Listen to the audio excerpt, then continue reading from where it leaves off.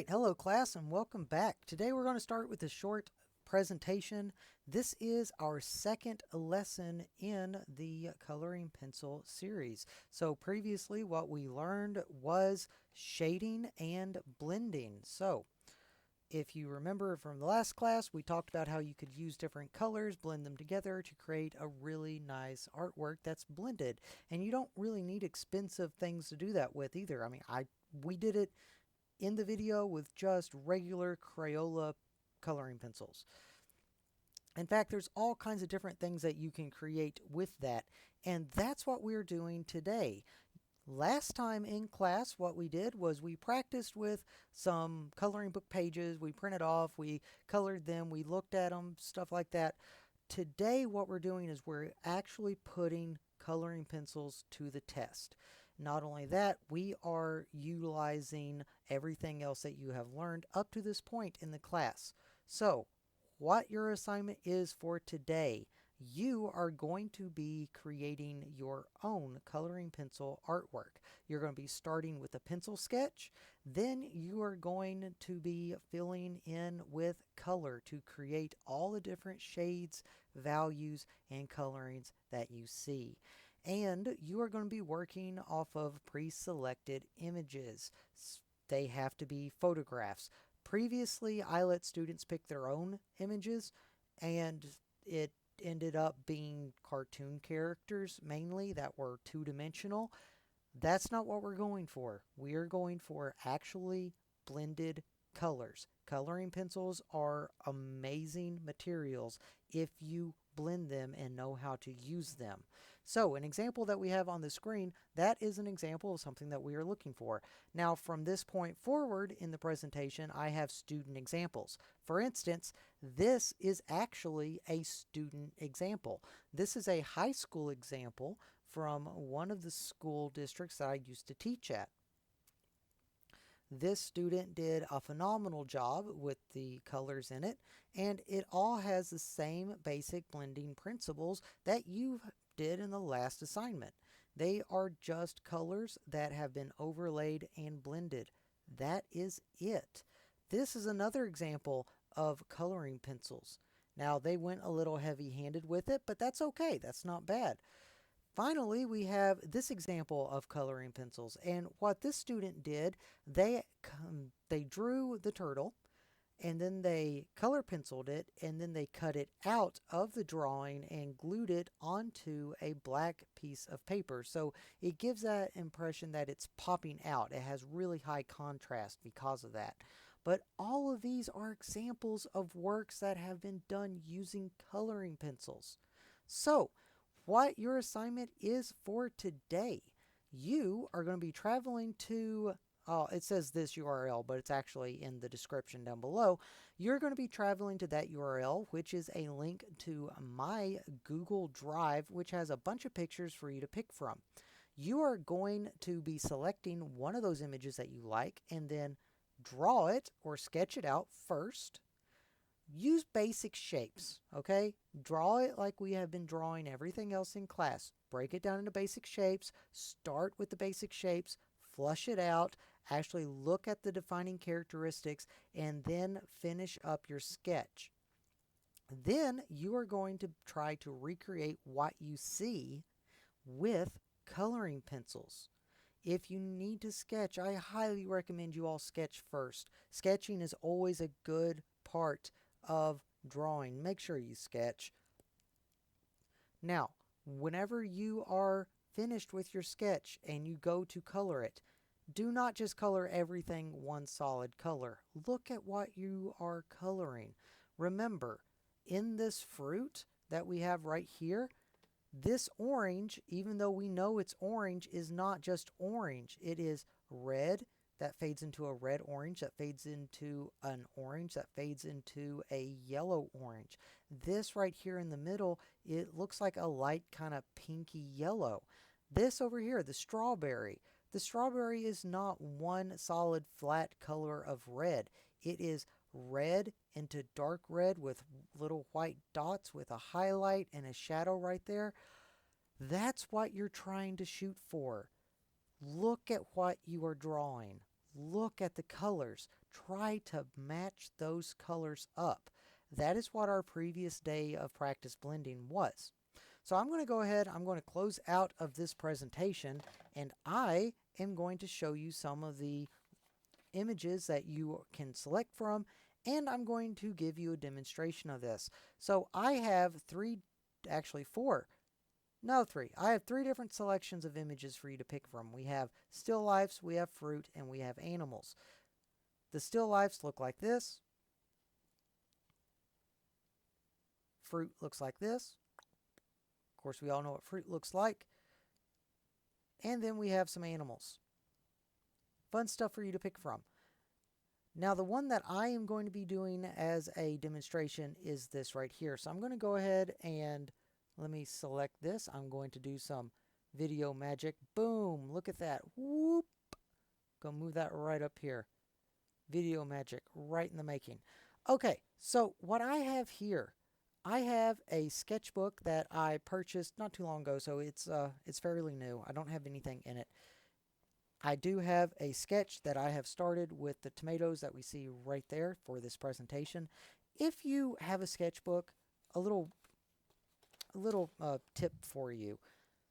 You don't ever want to fill in the first page because the first page gets all nasty. It's like it gets stuff from this on there, and then it gets fingerprints on it, and whatever is back here bleeds onto that. So I always leave my first page blank, and I know a lot of artists do that. So in case you're ever wondering how to keep your sketchbook nice and neat and clean, that's one way. All right, so what I'm going to do here, I already have the sketch made up. It's a little bit heavier handed than I would have hoped for because, well, I'm doing this for the video and I can't have it be really light because then it wouldn't show up. But what I'm going to do, we are going to be looking at our reference picture right there, and I'm going to try to recreate it down here. So let me start by looking at the colors and seeing what I need. I am going to first start off by blocking in. I'm going to get probably this red. I'm going to start by blocking in the lighter colors the way that I see them. So if I start at this tomato right here, I see that it is a lighter area right around in here. So like that. That's a lighter area, and then we have another highlight right here, and then we have a couple more right there.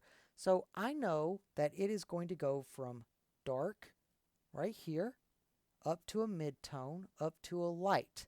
So I'm going to start right up here, and I'm just going to very lightly shade this in to create those values.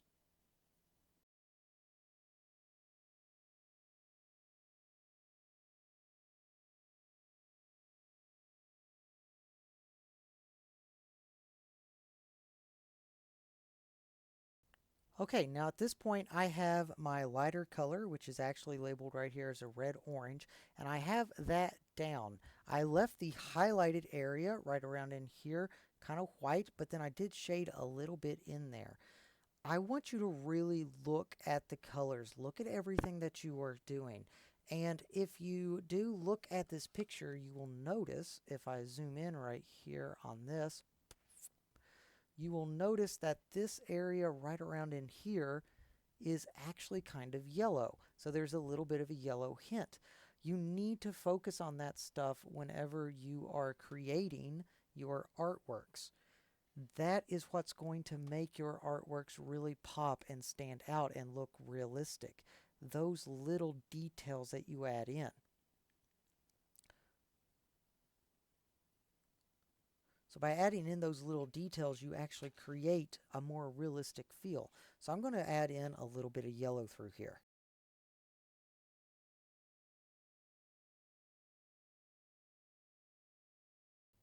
Okay, now what I'm going to start doing, I'm going to go in and I'm going to start adding some darker reds. Now I know that some of these areas look a little dark.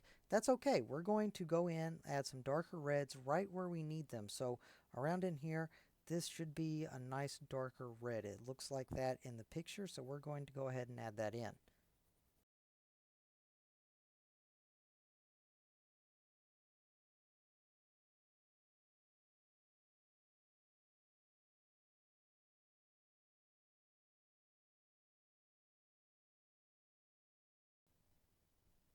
Okay, now that I'm looking at this, I actually see another color in there that I'm going to need to add in, and that is kind of a blue color, so very light blue color around through here. So just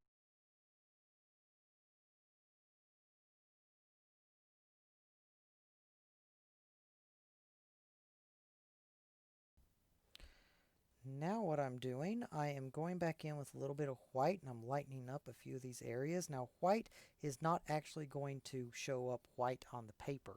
If you need to show up white on the paper and you've already put pencils marks down, what you're going to need to do is you're going to need to take an eraser and try to pick some of that up. And yes, an eraser will actually work with coloring pencil.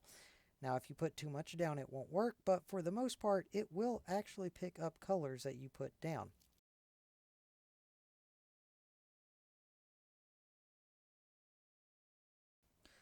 All right, now we are going to go into the darker shades. Now you might think that the darker shades are just a darker red, but you can create a darker shade by using a brown or a darker color and just lightly going over where the shadows are. And with reds in particular, they work really well with browns.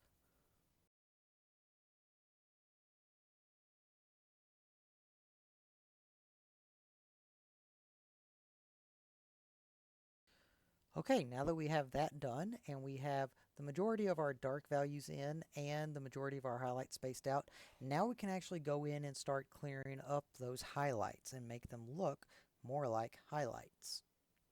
And how you do that, you just lightly go over the areas until it looks like what you are looking at.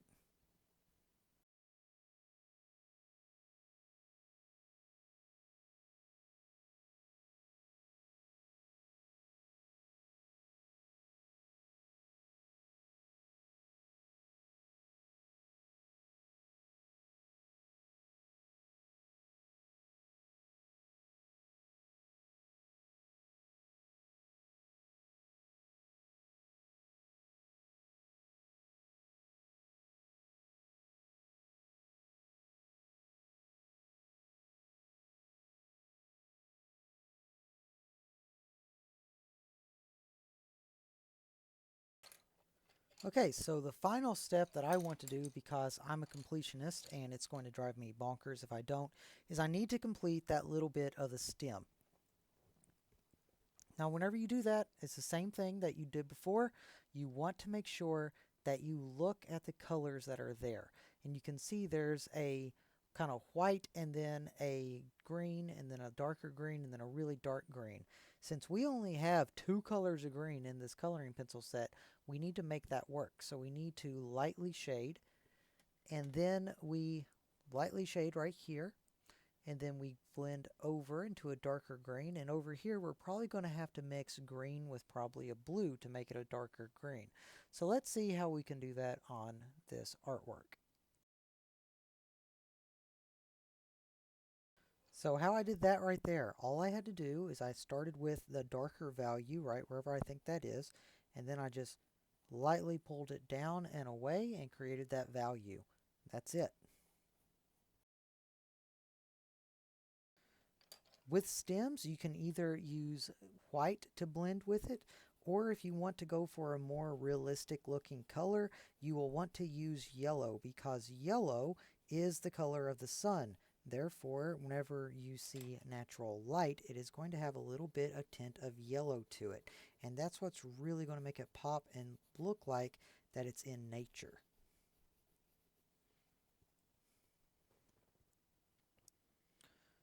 For the darker values, you're going to go for an earthy tone, so kind of a shadow brown. That is because whenever you think of a plant or something that has died or is dying or is withered up, it is brown. So that is a it helps give the visual appearance that it's a shadow because that is the natural shadow that it has.